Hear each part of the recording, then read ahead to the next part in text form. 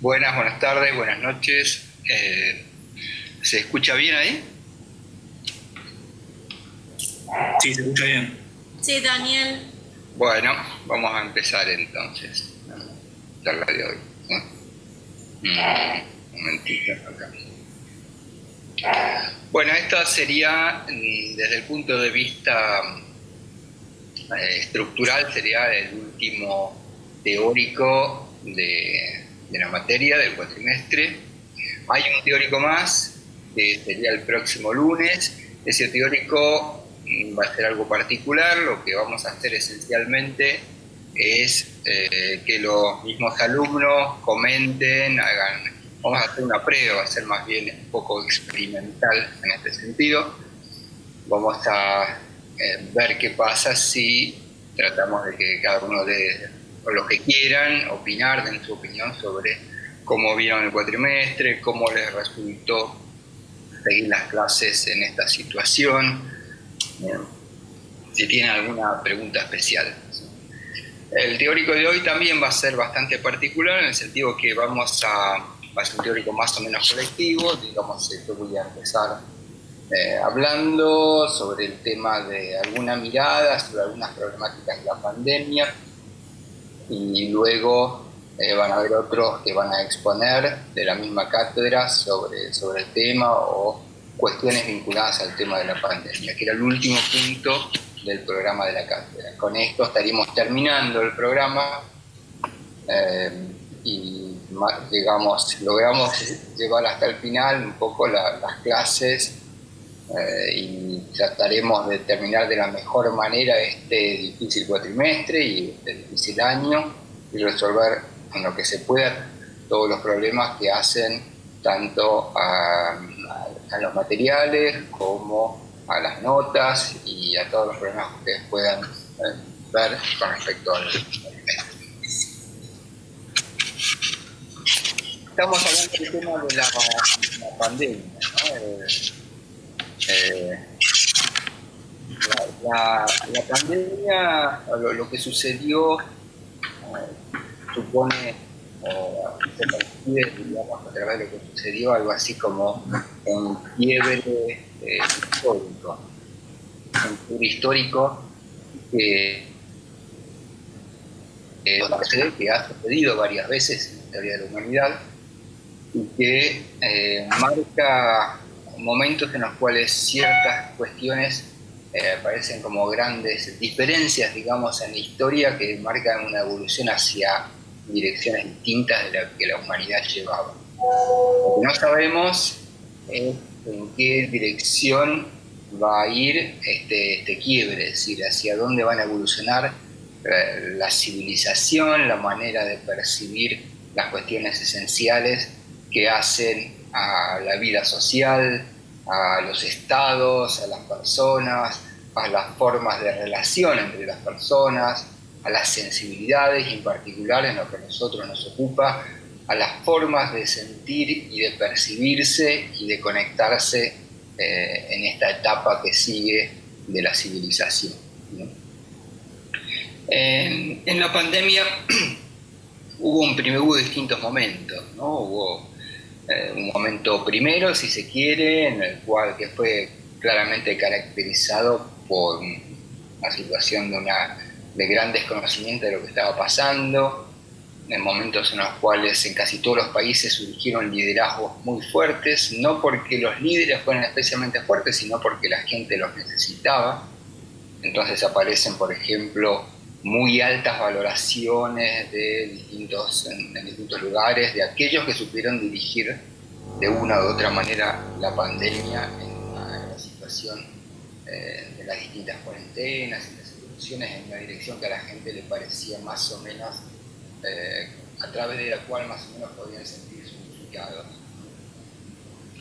Con respecto a este tema de sentirse unificados, es un tema del cual no tuvimos tiempo de hablar demasiado durante el cuatrimestre que resultó como accidentado, como limitado, pero que tiene que ver con el tema de la cátedra, y esto es esto que nosotros llamamos evolución de los afectos colectivos o culturas afectivas. y de qué manera una sociedad aprende de manera colectiva a sentir de manera similar. Y ese sentir similar después va a tener su correlato en lo que llamamos el funcionamiento de las creencias. Comprender y estudiar el tema de las creencias en una sociedad es como un nudo central para entender de qué manera esa sociedad, esa civilización va a funcionar. Para ser muy sintético, porque no tenemos tiempo de hacer un gran desarrollo, esto que llamamos las creencias es una especie de operación afectiva que se produce en todas las sociedades y en todos los momentos, por el cual la gente siente, nosotros sentimos que hay algo que nos unifica. El principio central del funcionamiento de una creencia es esto que llamamos la sensación de unificación, ya sea una religión, ya sea un movimiento político, ya sea una teoría, ya sea una idea, u otro tipo de manifestaciones, digamos, de esto que llamamos creencias, funcionan y tienen un principio de funcionamiento en la posibilidad de producir esta sensación de estar todos unidos alrededor de, ¿sí?, esa sensación de unificación. Entonces, como decía, las religiones, los movimientos políticos, los medios de comunicación funcionan produciendo esta relación de que hay algo, un lugar, una imagen en la cual todos nos sentimos unificados. Y esta sensación de unificación, esta sensación de que esto nos articula de alguna manera, tiene su secreto, tiene su fondo en el cual se nutre estas creencias que producen esta sensación de unificación, en lo contrario, en solucionar un problema afectivo de las sociedades, que es cómo resuelve cada sociedad la angustia. Esta angustia primordial que tiene que ver con la separación, con la fragmentación, con el no estar unido a, con todo eso que de una u otra manera se puede vincular a las sensaciones de angustia y bajo todas sus expresiones. Entonces las creencias nos permiten solucionar de manera colectiva este problema afectivo que forma parte quizás del motor no solamente de las personas, sino también de las civilizaciones, ¿no? Las creencias son algo así como el sostén de la sociedad. Cuando las creencias se disuelven es cuando se produce también a veces lo que se llama una anomia, es decir, una sociedad sin sentido, digamos, que no sabemos hacia dónde vamos ni y a través de qué nos podemos unir, ¿no?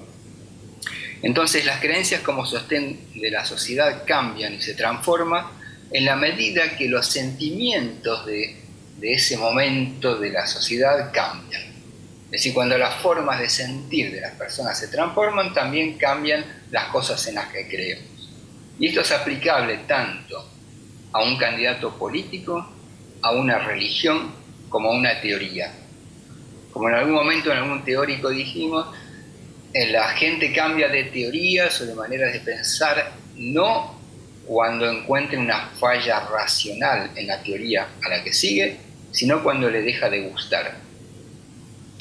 Si nosotros dejamos de leer la semiótica en algún momento o interesarnos por la semiótica es porque no nos gusta, no porque no nos parezca racional. Es el mismo proceso que ocurre en todas las creencias. Entonces, culturas y corrientes afectivas profundas de una sociedad y creencias están estrechamente relacionadas. Y cuando uno se pregunta a qué nos referimos cuando hablamos de culturas afectivas profundas, nos estamos refiriendo a una evolución que tiene su propio ritmo. Porque hay cuestiones que pueden cambiar de repente en la objetividad, por ejemplo, una pandemia, una crisis económica, o cualquier cosa puede transformarse de manera objetiva, pero la forma en que una sociedad va a reaccionar frente a esa pandemia, frente a esa crisis económica, va a ser distinta de acuerdo a la evolución de esas maneras de sentir. No es lo mismo reaccionar frente a una pandemia en Suecia, en Francia, en Argentina o en Estados Unidos. Las realidades pueden ser parecidas, pero las subjetividades que evolucionan de manera colectiva y nunca individual van a ser distintas. Entonces, captar y entender cómo están evolucionando esas maneras de sentir en esta época es muy importante, muy interesante para comprender cómo vamos a nosotros darnos instrumentos colectivos de decisión, cómo vamos a querer o dejar de querer, a apoyar o dejar de apoyar, cómo vamos a funcionar con respecto a las creencias colectivas. Y como decía, hay un tema que es muy central, que es muy importante para comprender las afectividades en la pandemia, y uno de los temas es el miedo. Por ejemplo, uno de los primeros efectos de la pandemia fue el funcionamiento con respecto al miedo y las distintas soluciones afectivas, colectivas, políticas, religiosas o de otro tipo que se fueron construyendo en relación a cómo responder al miedo de la pandemia. Algunas de estas funcionaron de manera más o menos bien, otras funcionaron durante un tiempo y después dejan de funcionar. Y en la medida que, por ejemplo, ciertas respuestas al miedo en la pandemia no funcionan tan bien como antes, ya sea porque pasa el tiempo o ya sea porque hay otros problemas que aparecen junto con el problema de la salud mismo, problemas afectivos, problemas económicos, etc. Las transformaciones de ese miedo en otros sentimientos es necesario también comprenderla para saber cómo va a ocurrir y qué es lo que va a pasar. Por ejemplo, ¿qué pasa cuando el miedo se transforma en bronca? Hay quien dice que en muchas de las sociedades en esta época hay como una especie de bronca contenida por la cuarentena o producida también por la cuarentena, y que las manifestaciones de esa bronca pueden ser muy distintas. La forma en que una sociedad, una persona canaliza esa bronca. Y uno de los grandes peligros frente a la imposibilidad de las estructuras políticas, por ejemplo las estructuras políticas democráticas, de dar una respuesta afectiva clara a la pandemia, que la gente la sienta como que realmente se siente más tranquila a partir de eso, es el surgimiento de ciertos liderazgos autoritarios. Este es un proceso que yo creo que vamos a tener que ver con mucho detalle, y es de qué manera, a partir de la transformación de ese miedo en bronca y de todo ese proceso afectivo, pueden surgir en las sociedades, inclusive en las sociedades más democráticas, ciertas tendencias o ciertos deseos de que alguien con una mayor capacidad de autoridad venga a conducirnos y a solucionar los problemas del futuro. Y esto surge, lo estamos viendo en muchos sectores, en fuerzas políticas, por ejemplo, muy distintas. No es necesario adherir a una u otra fuerza política para que surja el deseo que dentro de esa fuerza política surja un líder autoritario con mayor autoridad.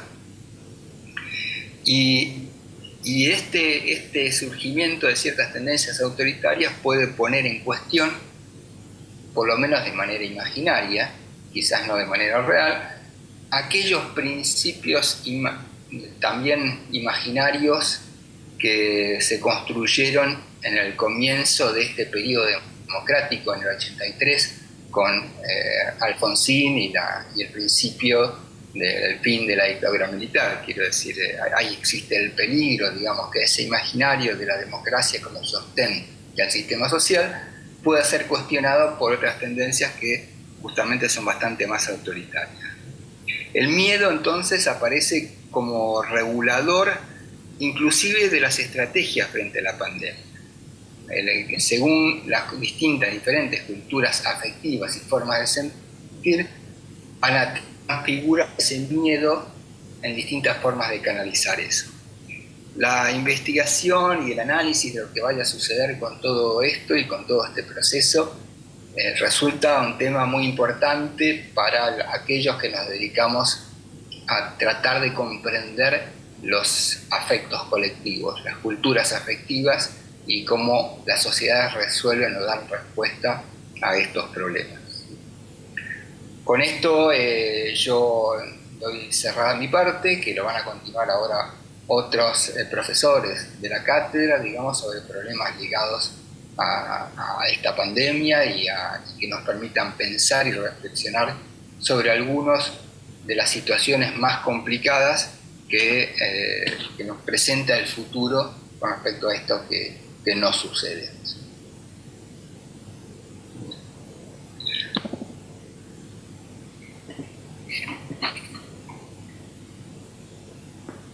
Creo que seguía, no sé si María Marta o Graciela, no sé. Sí, gracias Daniel. ¿Se me escucha? Sí, perfectamente. Bueno, buenas tardes a todas y todos. Bueno, acá estamos para reflexionar sobre algunas cuestiones que tienen que ver con, como decía Daniel, con un padecimiento que estamos viviendo en el cuerpo, en las emociones. Y un poco contarles que cuando el 16 de marzo nos encontramos con este decreto de gobierno de suspensión de clases y posterior aislamiento social preventivo obligatorio, comenzamos a pensar en la cátedra, dentro de la cátedra, con Daniel, junto a Daniel y un par de docentes, cómo enfrentar este periodo.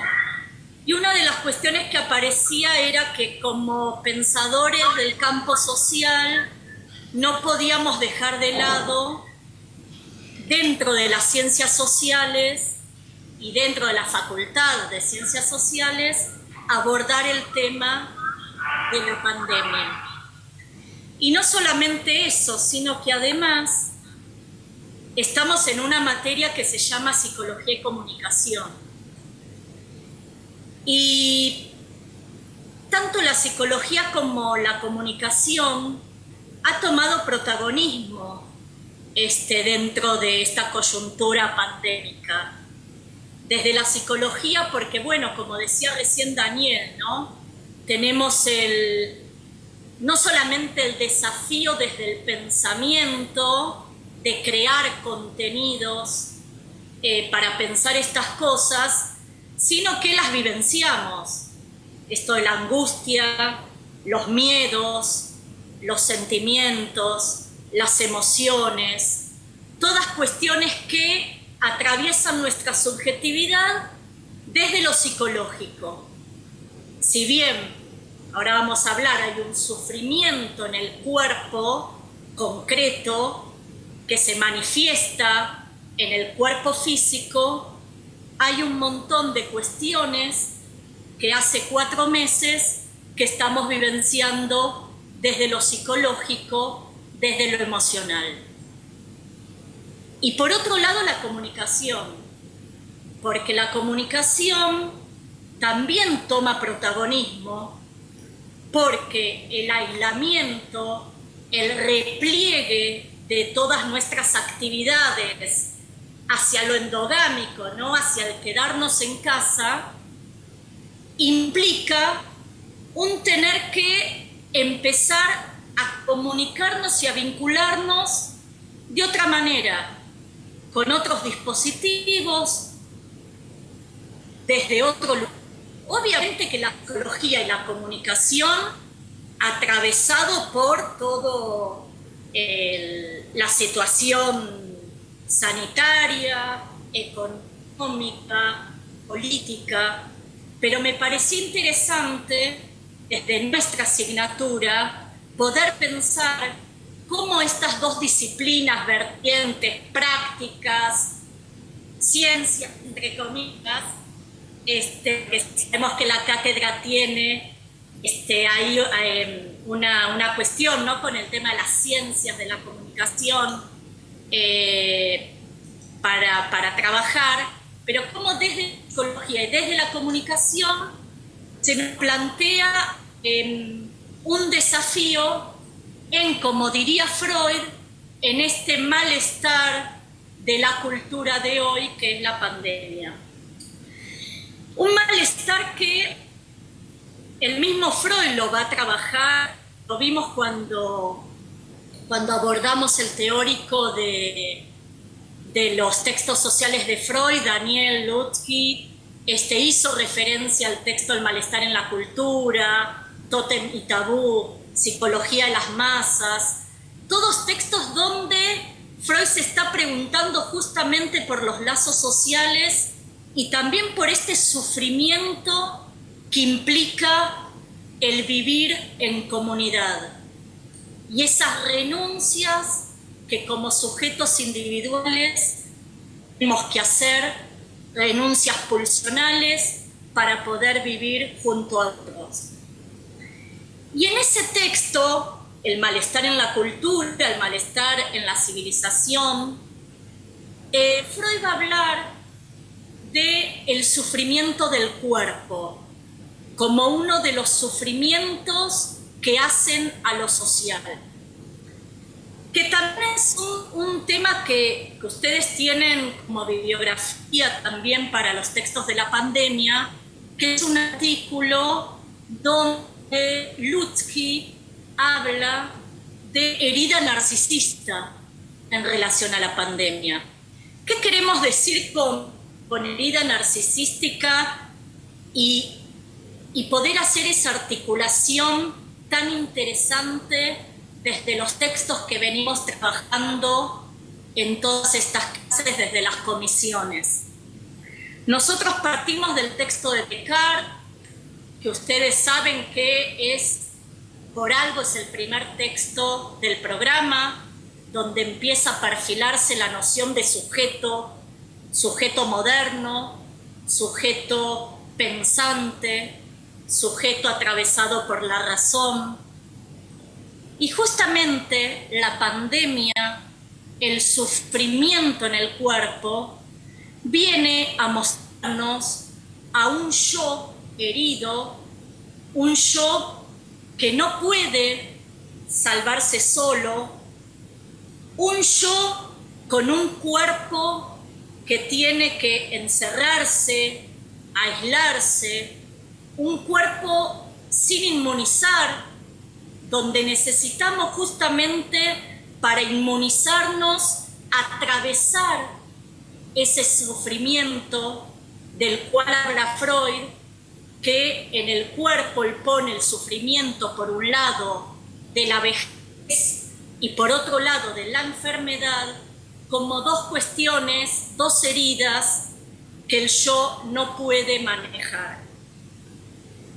Y por otro lado, esta fragilidad del cuerpo como fuente de sufrimiento, es interesante trabajar, pensarla también, cómo lo están manejando los medios de comunicación y cómo aparece este individuo que a partir de un decreto presidencial tiene que controlarse como cuerpo y controlarnos para subsistir, porque acá podemos hacer una relación que ustedes seguramente hayan visto en varias materias, el término biopolítica, del cual lo trabaja Foucault justamente con el tema también del control, ¿no? Más desde el lado del disciplinamiento. Quizá otros autores le dan una vuelta con el tema del control, pero sí la biopolítica como un lugar, como un estado controlando los cuerpos de la sociedad civil para obviamente poder cuidarnos, poder subsanar toda la cuestión sanitaria de la mejor manera posible. Pero este individuo controlado me interesaba como una beta también para poder seguir analizando cómo se plantean los medios de comunicación como esa materia individual cifrada que habla tanto Deleuze, como un porcentaje, como un número expuesto diariamente en los medios de comunicación bajo las palabras infectados, muertos, recuperados, ¿no? Y ahora, estos últimos días, además, tenemos un nuevo significante, que es el de UTI, el de las camas de terapia intensiva. Cómo esta semántica comunitaria aparece no solamente desde ese lugar, sino también la comunidad empleando términos nuevos que antes de febrero ni teníamos, ¿no?, en la cabeza, como, bueno, uso del barbijo, cantidades de alcohol en gel, toda la cuestión del hisopado. Nos hemos vuelto como expertos, entre comillas, en cierta semántica comunitaria que en este momento, al estilo masa, nos unifica en un mismo padecimiento. Pero estos infectados, muertos, recuperados, que todo el tiempo aparecen en los medios y aparecen en las estadísticas,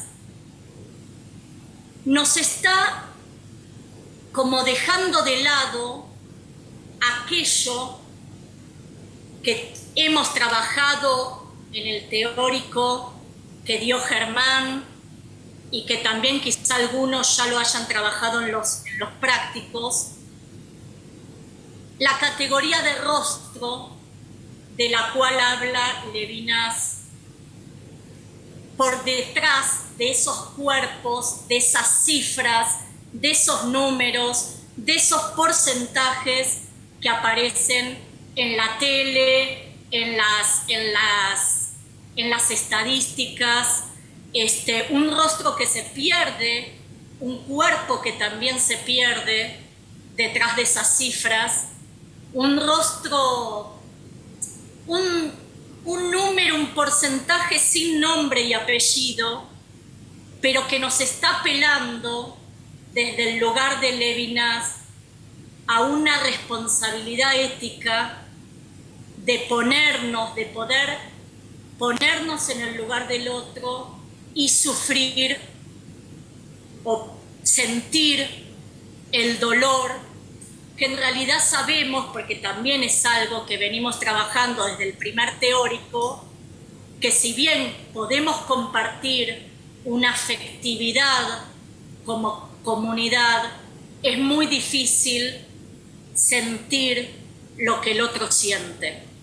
Pero parecería ser que en estos 4 meses, y veremos si esto es algo del momento, qué pasará, ¿no?, en el futuro, pero parecería ser que sentimos algo en común.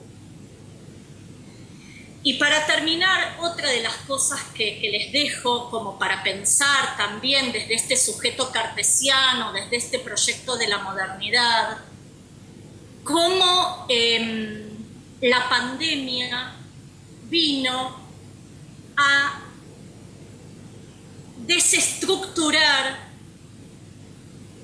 esas categorías propias de las que habla la ciencia, de las que habla la modernidad, de las que habla Descartes en el discurso del método y otros pensadores luego, posteriormente, las categorías de tiempo, de espacio, de sujeto, de objeto, de vínculos, como estas categorías que uno creía ilusoriamente tener fijas, estables, como el mejor sentido, como lo explica Bauman en Modernidad Líquida, cómo empiezan a desestructurarse, ¿no?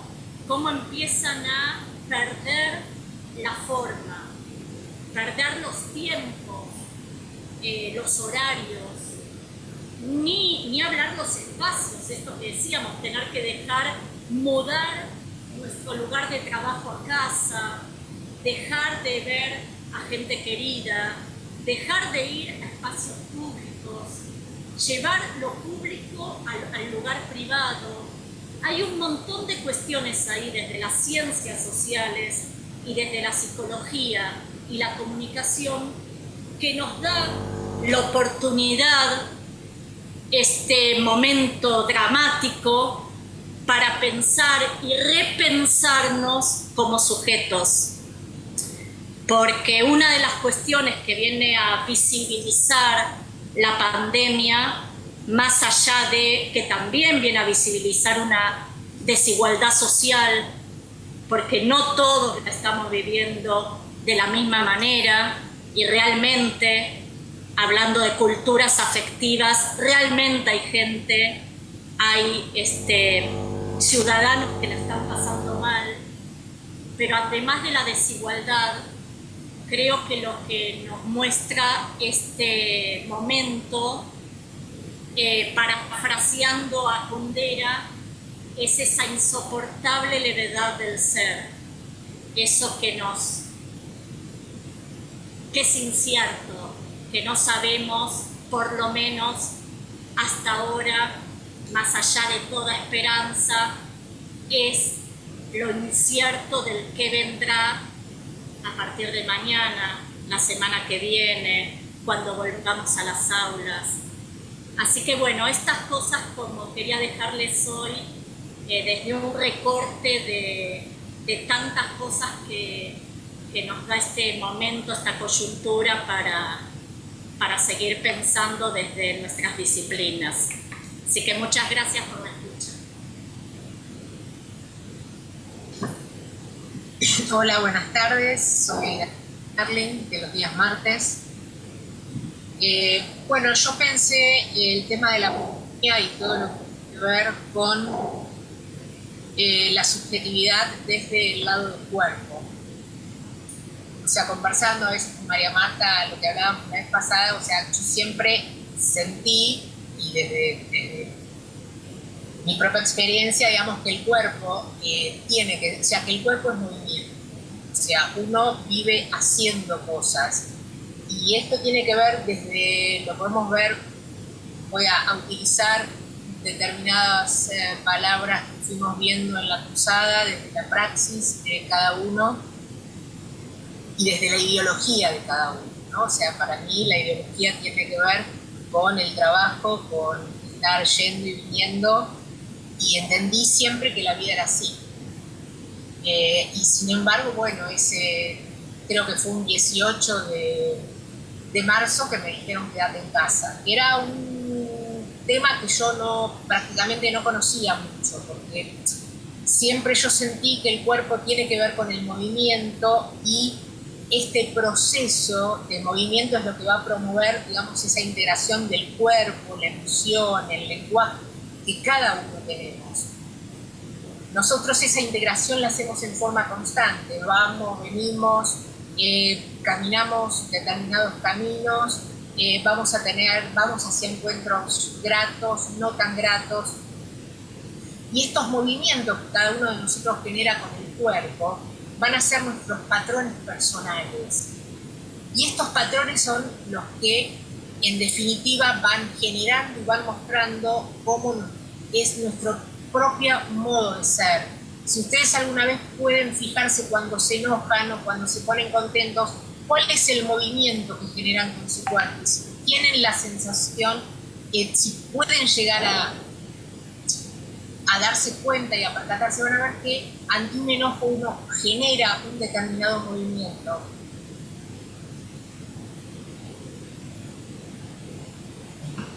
Yo lo que me pregunto es ¿qué pasa con estos hábitos totalmente diferentes que nosotros tenemos que aprender a vivir, ¿no? O sea, vamos a recorrer nosotros antes, digamos, recorríamos y reconocíamos el movimiento del cuerpo con una cierta circularidad.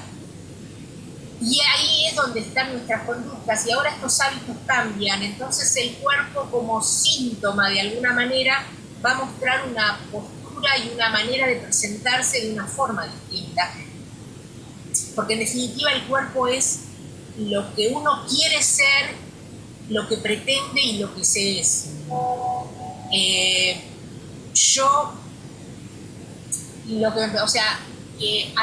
Los argentinos teníamos siempre, hasta ahora, o sea, cuando uno se encuentra con el cuerpo del otro de una manera tranquila, más o menos la distancia que tomábamos era 1 metro. En Europa es un poco más, es 1,5 metros. Ahora nosotros nos llevaron al 1,5 metro y a los 2 metros. O sea, hay algo con el encuentro con el otro que también empieza a cambiar. Entonces tenemos que buscar, digamos, nuevas respuestas. Un poco con Glassenfer, digamos, esa cosa de que una cosa tiene que encajarse o encastrarse con otro, vamos a tener que aprender a encastrar también de una manera distinta. En estos casos se nos cambia también la visión de lo que teníamos, de ciertas observaciones acerca de la vida, que eso también cambia. ¿Cómo lo pensamos ahora? Las teorías modernas, digamos, todo lo que tiene que ver con Bateson y todo eso habla como del cuerpo encarnado, de la corporalidad, con Varela también, ¿no? De la corporalidad como agente de conocimiento. Pero ahora es como que nos cambiaron las cartas. Entonces, bueno, ¿cómo vamos a accionar? ¿Cómo vamos a generar esta nueva experiencia? Y yo lo que me pregunto es, ¿qué hacemos ahora con este silencio de movimiento que se presenta? ¿Por qué hay un silencio? Entonces, esto es una pregunta que se las abro a ustedes, ¿no? Porque a mí particularmente me sirvió como para parar un poco la pelota, ¿no? Como decía, yo veía pasar el mundo y no estaba acostumbrada a quedarme en casa. Y bueno, particularmente es volver a ver qué pasa con el cuerpo, cómo hago para empezar a pensar, digamos, un nuevo movimiento que me hace entender nuevos hábitos, tiene que ver también con esos otros sentidos que me va a generar el movimiento. Bueno, me gustaría que piensen, digamos, qué pasa con el cuerpo y en estas situaciones. Estos cambios de hábitos, ¿no? Todo un blindaje que teníamos anteriormente y ahora, bueno, nos cambiaron las cartas. Muchas gracias. No sé, Germán, ¿seguís vos? Graciela. Sí. ¿Por qué no seguís vos y después retoma Germán? Así dale. No, lo mío es muy cortito. ¿Se escucha bien? Sí, sí. Lo mío es muy cortito. Simplemente, bueno, yo quería... me interesaba mucho que se podían relacionar los textos que vemos nosotros, que son todos muy interesantes para relacionar con esta pandemia, con respecto a más que nada a lo que tiene que ver con el constructivismo, ¿no? Toda la parte de inteligencia emocional, en este caso se puso en juego de golpe algo tan importante que se viene hablando mucho a través del sujeto y la importancia de la inteligencia emocional, que en este momento está como más evaluada, digamos, que la inteligencia intelectual, ¿no? Digamos que en esta pandemia una de las cosas que se pusieron en juego frente a no solamente a las relaciones familiares, sino también en las relaciones laborales. Esta inteligencia emocional de la que tuvimos que ir sorteando muchísimas dificultades, como por ejemplo conversábamos el otro día, de las personas que nunca habían estado en su casa todo el día, que no sabían lo que era de repente quedarse tantas horas en el ámbito de la familia, que tenían tantas actividades, ir y venir, y de golpe es como que, bueno, se paró, tuvimos que quedarnos todos, donde no se podía salir corriendo a ningún lado, ni a despejarse, y donde hubo que manejar, o sea, cada uno de nosotros, como sujetos individuales, tuvimos que manejar esas emociones sobremanera, ¿no? Porque, bueno, se pusieron en juego un montón de cuestiones familiares que quizás uno hasta desconocía por el hecho de no estar tantas horas. Bueno, acá entonces se vio bien claro el rol del sujeto en la relación con los otros. Y otra de las cosas que me interesaba mucho es que también en esta pandemia se puso en juego esta interdisciplinariedad de la que habla el constructivismo, ¿no? Así como nosotros estamos atravesados por todas las disciplinas y cómo estas cómo nosotros, si bien somos una construcción cultural y nos vamos formando de acuerdo al entorno en el que nos criamos y nos formamos y nos rodeamos socialmente, también en esta pandemia cómo se puso en juego diferentes disciplinas, ¿no? que atraviesan esta problemática y donde uno fue viendo, además en esto precisamente, en poder visibilizar a través de los medios o de las redes sociales, o de repente uno va interesándose o aprendiendo o pudiendo formarse en cuestiones de salud, por ejemplo, que a lo mejor antes nosotros no teníamos acceso a ello o no nos interesábamos tanto porque no nos estaba afectando, ¿sí? Es como que al haber venido este baldazo de agua helada, que también fue de golpe, porque primero lo veíamos como que era en el viejo mundo y que parecía que acá no iba a llegar, y de repente llegó y todos tuvimos que empezar a aprender muchas de las cosas de las que antes a lo mejor ni nos preocupábamos por aprender, ¿no? Como en el caso de la asepsia o de montones de otros cuidados que tienen que ver con el cuerpo, y de no exagerar con otras cosas que también pueden producir un efecto contrario. Entonces es como que en este momento como sujetos emocionales y como sujetos multidisciplinares, estamos digamos que en el centro de la escena, ¿no? de este planeta Tierra. Bueno, básicamente me parecía muy interesante relacionar esto con toda esta parte de los textos, ¿no? Además de todo lo que ya mencionaron ustedes, que por supuesto de más está decirlo que es exactamente así. No sé si Germán ya se pudo conectar.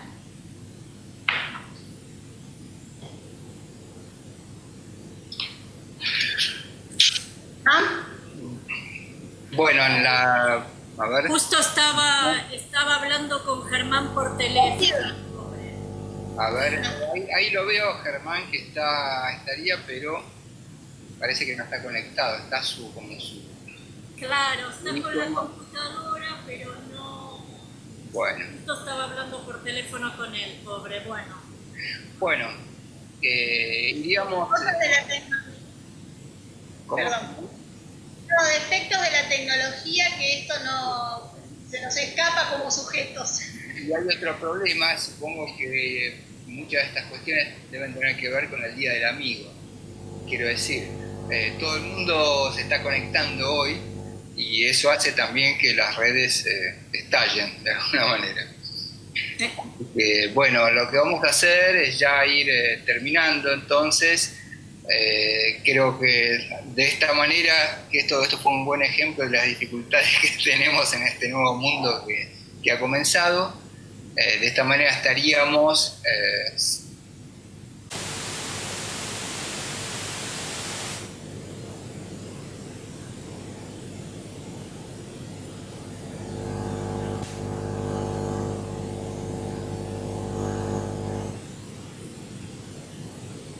que ustedes, los que quieran, los que tengan ganas, preparen alguna corta reflexión y alguna idea sobre qué les pareció un poco la materia, cuáles son, cómo ustedes pudieron, si pudieron o no pudieron conectarse con los temas, estudiarlos, trabajarlos, y cualquier otra observación la podemos charlar, vamos a charlar de manera el lunes que viene, vamos a tratar de organizarnos de alguna manera que puedan avisar o levantando la manito que está a la izquierda abajo. Nosotros lo vamos a ir diciendo quién puede intervenir y así un poco todos vamos a poder charlar un poquito sobre el tema.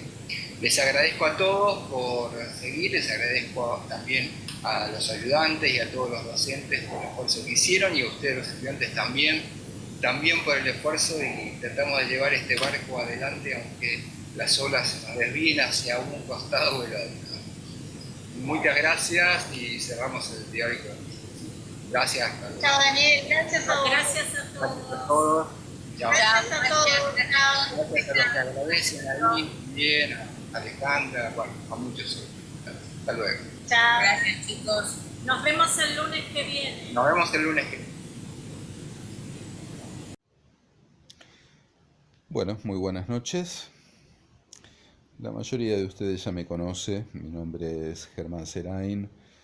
En mi tiempo presente, es decir, cuando estoy diciendo estas palabras, acaba de terminar el teórico de la materia de Psicología y Comunicación, en el cual se trató el tema de la pandemia, las inestabilidades de la plataforma Jitsi, de la conectividad, hicieron imposible mi permanencia en la clase teórica como para poder formar parte de ella, o como podría decir un famoso estadista argentino, pasaron cosas.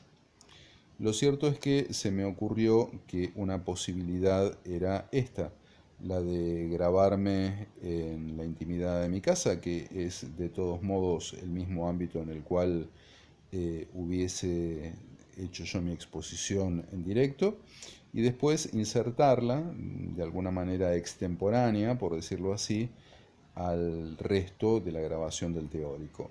Con lo cual, en rigor de verdad, va a haber dos tiempos: el tiempo presente en el cual yo hablo, el tiempo presente en el cual se dio el teórico y el tiempo presente en el cual usted está escuchando.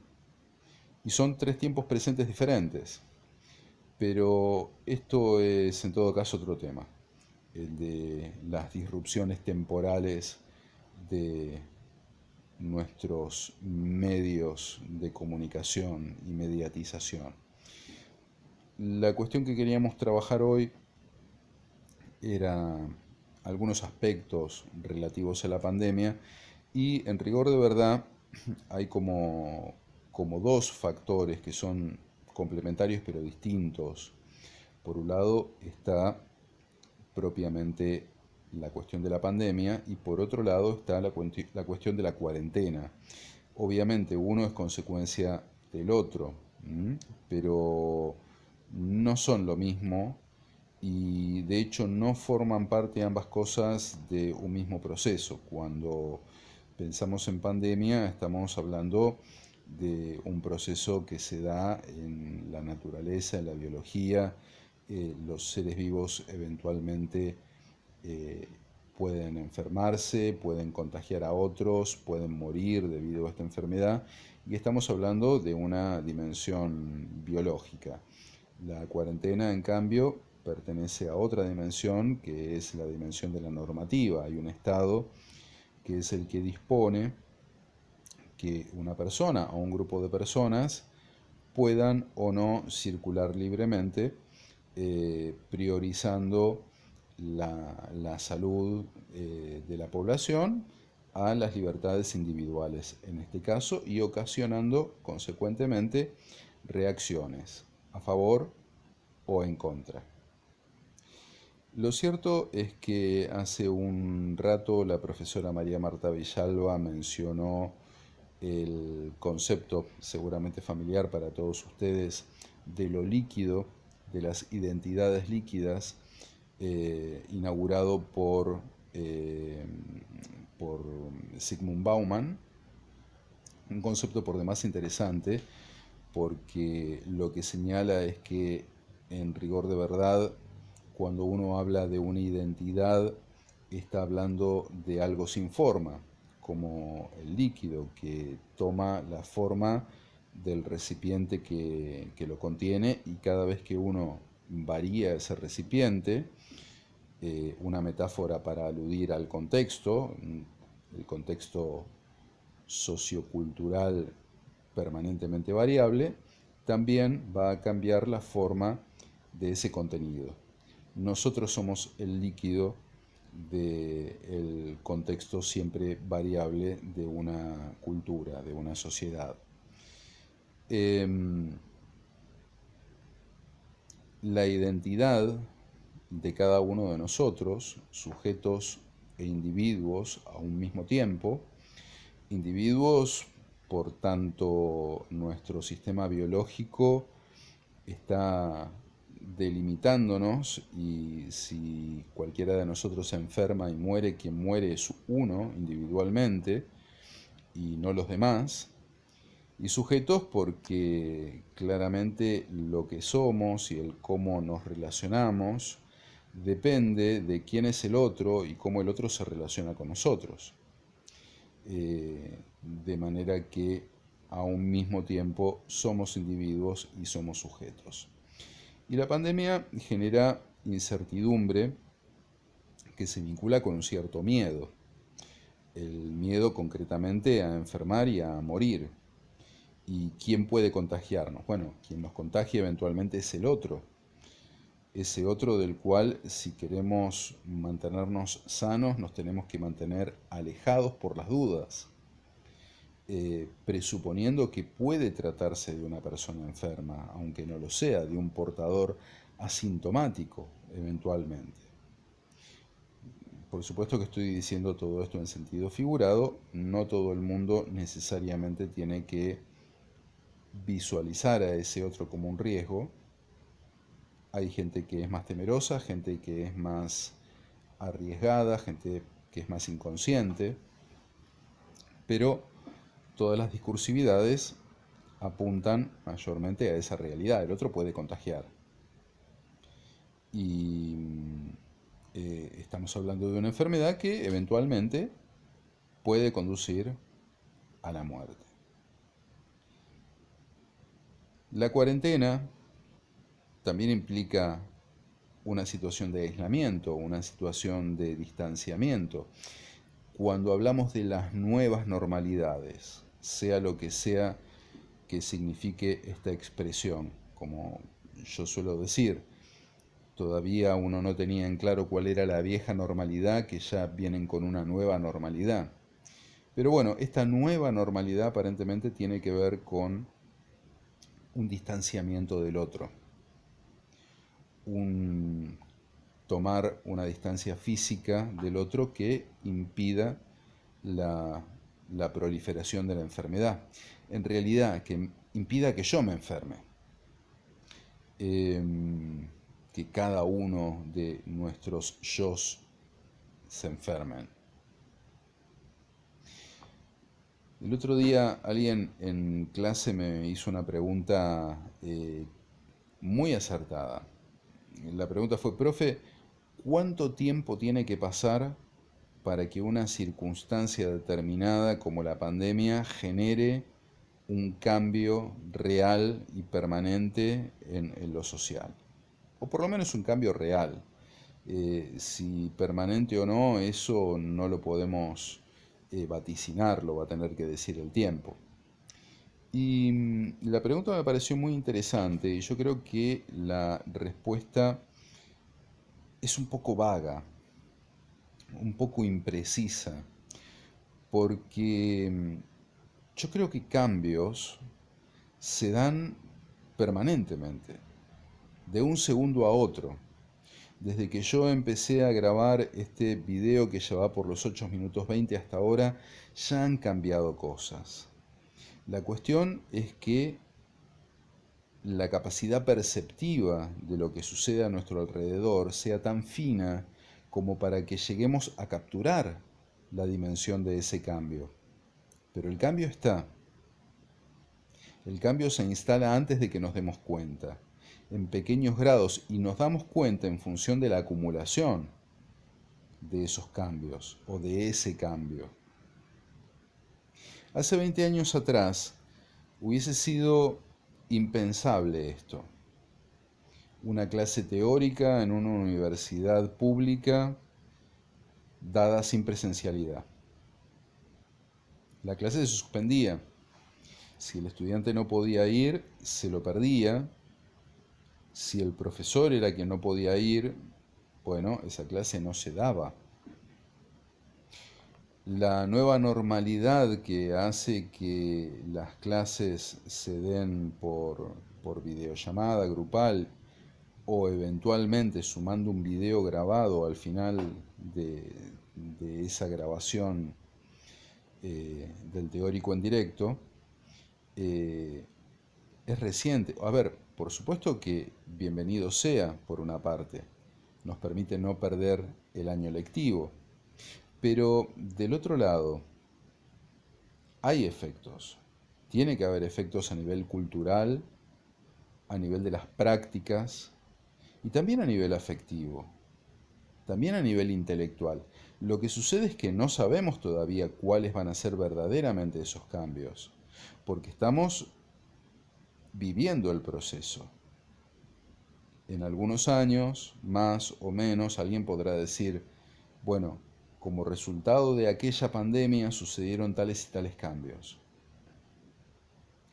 De todos modos, no es demasiado arriesgado suponer que el día de mañana, cuando la presencialidad vuelva a establecerse, ya esta práctica va a haber quedado de algún modo legitimada y que cuando un docente necesite encontrarse con un estudiante, en función de ciertos criterios de comodidad, de factibilidad, es posible que esto se ofrezca como una alternativa ya válida, ya consensuada, ya sabemos de qué se trata, lo vivimos. ¿Por qué no hacerlo por una conexión a distancia? Tecnológicamente es posible y ya quedó incorporado al canon de lo pasible de ser realizado, de ser hecho. Ahora, ¿cuáles son las consecuencias que esto puede tener en ese gran concepto que nos preocupa a nosotros en esta materia, que es el de las culturas afectivas? La falta de corporeidad del otro, el otro ausente, porque en rigor de verdad yo estoy hablándole a un dispositivo. Estoy solo aquí en mi departamento hablándole a un dispositivo. Si quiero puedo detener esta grabación, si quiero puedo reiniciarla desde el principio, si quiero podría hacerla mañana y hacer pasar como que la temporalidad es hoy, mi hoy, no el tuyo. Podría editarla, podría ponerle música de fondo, pero acá estoy solo en mi departamento, no hay nadie más. Y yo no sé dónde estás vos que me estás escuchando. Hay un desconocimiento de quiénes somos. No sé a quién le hablo. No sé siquiera si tal vez esta grabación no va a poder ser escuchada cuando todos los docentes y todos los estudiantes inscriptos en esta materia en el año 2020 ya tal vez no estén más en el mundo. ¡Wow!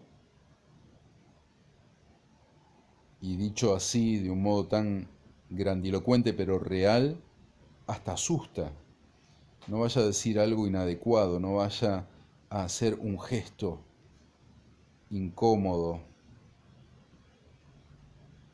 que me deje mal plantado hacia ese futuro.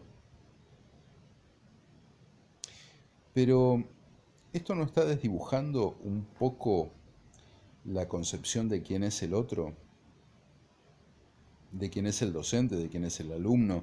¿De qué sucede en un encuentro presencial? La comunicación a distancia parece haber llegado para quedarse. Jamás antes en toda la historia de la humanidad hubo tanta comunicación o tanto intercambio de información como en nuestro tiempo.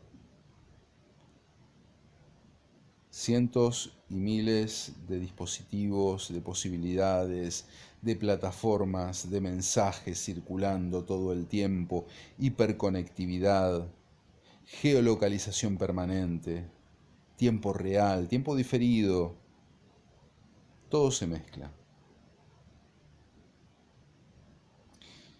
Eso afecta a nuestra sensibilidad y nos lleva a un territorio de otra incertidumbre, ya no respecto de si el otro nos puede contagiar o no, sino respecto de quién será verdaderamente ese otro que se esconde detrás de un barbijo, detrás de una máscara facial, del cual yo tengo que tomar distancia, mínimo 1,5 metros, 2 metros, para que no me contagie. Y tengo que ser muy sincero, estoy cómodo. Estoy en mi departamento, con la estufa prendida, a punto de comer algo, no tengo que movilizarme, salir de mi casa para dar una clase teórica. Esto es muy cómodo y seguramente debe ser muy cómodo también para vos que me estás escuchando desde tu casa. No tuviste que viajar, evitaste el subte, el colectivo, tomar frío. Está bueno, está bueno. No nos vimos, no nos encontramos. Pero seamos honestos, uno no va a la facultad para encontrarse. Uno va a la facultad para aprender una serie de conceptos que perfectamente pueden ser vertidos por acá. Pero en todo esto algo va cambiando. Porque si bien es cierto que yo no voy a la facultad a hacer amigos, el hacer amigos forma parte del ir a la facultad. El conocer a otra gente, el interactuar con otra gente. El que sucedan cosas que yo no voy a buscar explícitamente, pero que de un modo u otro, aunque no me dé cuenta, suceden. En la interacción con los demás suceden cosas, nos suceden cosas. Nuestra sensibilidad se ve de alguna manera moldeada, modificada, de un modo diferente al que tiene lugar si nuestras interacciones se dan a través de un dispositivo, de una pantalla, donde yo no puedo tocar sino una superficie vidriada, lisa, detrás de la cual no hay nadie. Porque es mentira, vos no estás acá, en mi casa. Estás viendo mi casa, pero no estás acá. Y yo no te veo. Porque encima, Jitsi no anduvo y yo no pude verte. Estoy filmándome con mi tablet para después editar esto en un video. Y esto se ajusta perfectamente a las normativas del distanciamiento social, de la nueva normalidad, donde el otro es un vector de contagio. ¿A dónde nos lleva esta nueva normalidad? Insisto, es algo que no podemos saber, pero ese mismo cuerpo que está en el juego pandémico como el elemento que puede contagiar y que puede ser contagiado, es sustraído por completo de estas nuevas interacciones. Y esto modifica el imaginario, porque además de la comunidad de no salir de mi casa, me estoy evitando un riesgo. Me estoy evitando el riesgo de que alguien me contagie con esta extraña enfermedad. Y fíjense qué curioso, ¿no? Que hay quienes todavía no creen en la enfermedad. Hay gente que ha hecho de la enfermedad un elemento de juego político. Hay gente que ha hecho de esta enfermedad un meme, tal vez para combatir el miedo. No hay mejor manera que combatir el miedo que reírse de eso que a uno en otra circunstancia lo asustaría. Me río y comparto esa risa con otros. Pero, claro, consumos irónicos mediante, ese meme puede convertirse en el terraplanismo de la pandemia es todo mentira. Concretamente, no quiero extenderme más de la cuenta, lo que está sucediendo está modificando nuestros esquemas de comunicación. Está modificando radicalmente el modo en que nos ponemos en contacto los unos con los otros y está inaugurando un nuevo modo de socializar. Si ese modo es permanente o no es permanente, eso no lo sabemos. Lo que sin duda sucede es que hay un cambio que va a ser profundo, que después podrá revertirse o podrá instalarse aún con mayor profundidad. No lo sabemos. Pero no podemos relativizar este cambio y suponer que vamos a poder regresar a lo que era antes sin que nada suceda, sin que nada haya sucedido. No podemos hacer de cuenta que la pandemia no ha tenido lugar. La pandemia tiene lugar y tienen lugar también los cambios que la pandemia supone en el terreno de la cultura, de los afectos y de las sensibilidades. En los próximos meses, las próximas semanas, los próximos años podremos ir definiendo con mayor precisión cuáles son los alcances de esos cambios. Pero recuerden que en el mismo momento de decir que todo cambia, uno mismo ha cambiado. Y los cambios a través de la pandemia y de la cuarentena son cada vez más profundos y más notables. Estará aquel que cuando termine la cuarentena salga feliz, corriendo de su casa, sintiéndose libre, desahogándose de todo el tiempo de encierro que tuvo que soportar, y estará también aquel que se quede en su casa porque se habrá acostumbrado tanto, después de más de 100 días de no salir, a tener miedo a lo que haya ahí afuera, que descubrirá asombrado que mejor sigue en cuarentena. Y así con todo, cada sensibilidad tendrá sus propias respuestas, pero para cerrar, que no quepa ninguna duda que los cambios van mucho más allá de si nos contagiamos o no de COVID-19. Y eso es lo que a nosotros, como comunicadores sociales, nos tiene que importar también. Muchas gracias.